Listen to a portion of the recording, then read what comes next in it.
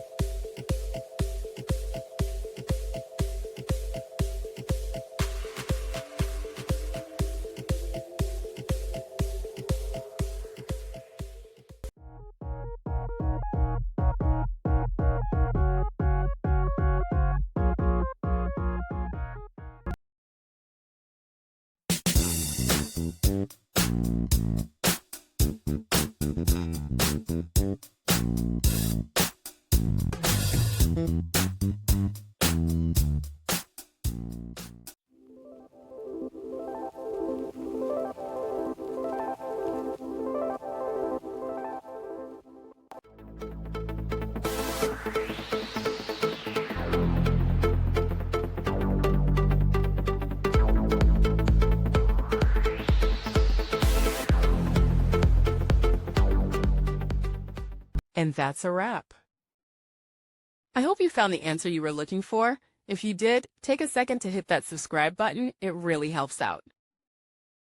And let me know in the comments which solution worked best for you. See you next time in the debug zone.